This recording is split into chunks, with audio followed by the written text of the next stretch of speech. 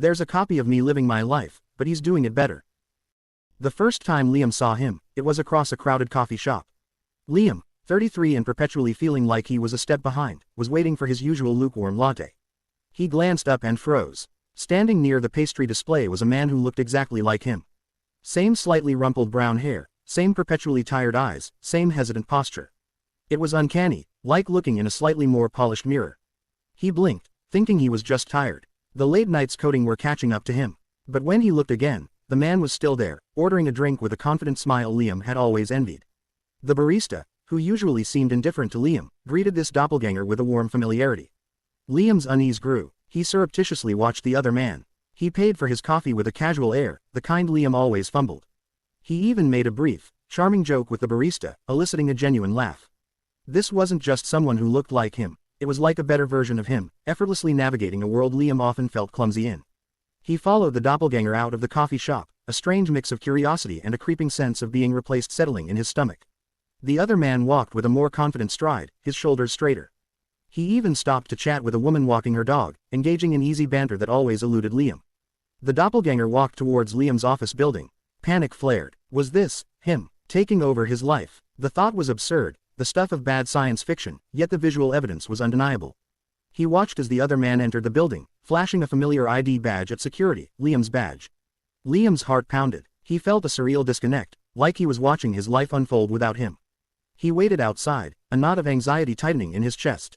When the doppelganger emerged hours later, he was smiling, talking on a phone with a tone Liam recognized as his own when speaking to his mother. The doppelganger walked in the opposite direction from Liam's apartment. He got into a sleek, unfamiliar car. Liam's car was a dented hatchback from a decade ago. Over the next few weeks, Liam saw him again. At his favorite bookstore, chatting animatedly with the owner who usually just gave Liam a curt nod. At the local pub, laughing easily with a group of people Liam vaguely recognized as his own social circle, but who always seemed a little distant with him. Each sighting was a fresh stab of inadequacy. This other Liam was living his life, but doing it better. He seemed more confident, more charismatic, more successful. He was interacting with Liam's friends, frequenting Liam's favorite places, but he was doing it with an ease and charm that Liam had always lacked. Liam started observing him more deliberately, trying to understand who this imposter was and how he had seemingly taken over his life. He followed him, keeping a safe distance, documenting his movements. The doppelganger had Liam's routine, his habits, his acquaintances. But he executed them with a flair Liam could only dream of. He saw him talking to Sarah, Liam's longtime crush from work, the one he always felt too awkward to approach. The doppelganger was making her laugh, his arm resting casually on her chair. A pang of jealousy, sharp and unexpected, hit Liam. The more he watched, the more his own life felt pale in comparison.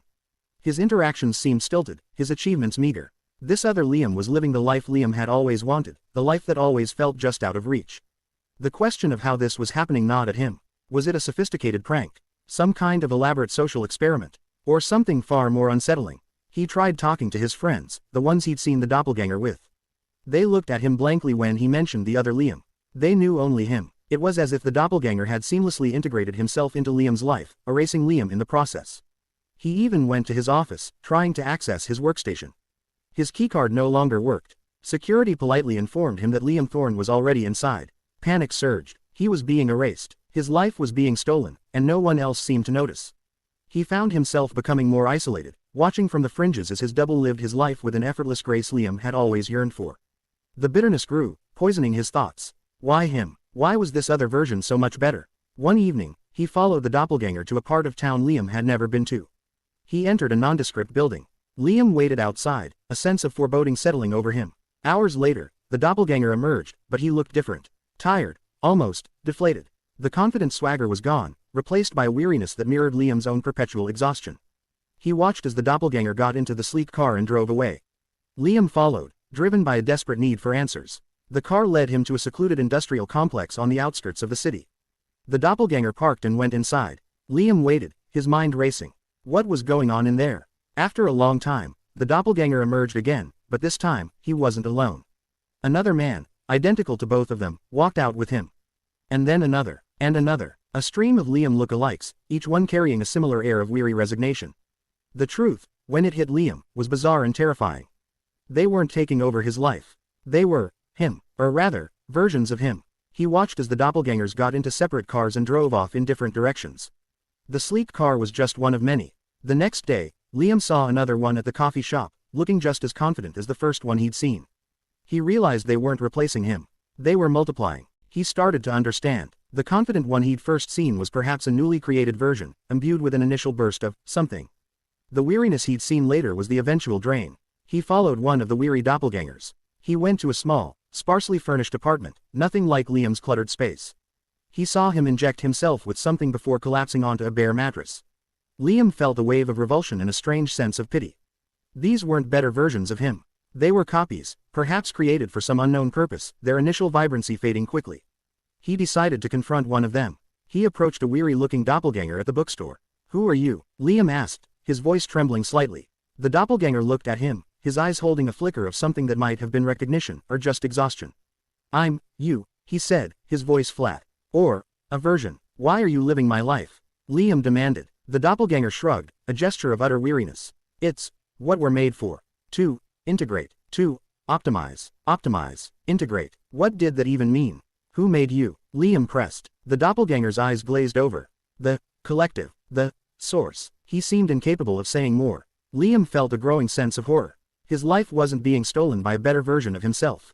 It was being infiltrated, replicated, for some unknown, unsettling purpose. He started noticing them everywhere. Subtle variations, slight imperfections, but undeniably him. They were blending in, becoming him, but somehow, not quite. He saw the confident one talking to Sarah again, but this time, there was a coldness in his eyes Liam had never possessed. He saw a weary one struggling with Liam's coding projects at work, making mistakes Liam wouldn't have. They weren't better. They were just copies. And they were slowly diluting his life, his relationships, his very identity. The realization sparked a sense of anger, a fierce desire to reclaim what was his. This wasn't just about his life being lived better, it was about his life being erased, replaced by a multitude of hollow imitations. He didn't know who or what was creating these copies, or why. But he knew he had to fight back. His life, however flawed, was his own. He wouldn't let these hollow echoes take it from him. The feeling of inadequacy was replaced by a surge of defiance. He was the original, and he would find a way to make them, and whoever was behind them, disappear. His life wasn't a template to be copied and optimized. It was his, messy and imperfect, and he would be the one living it.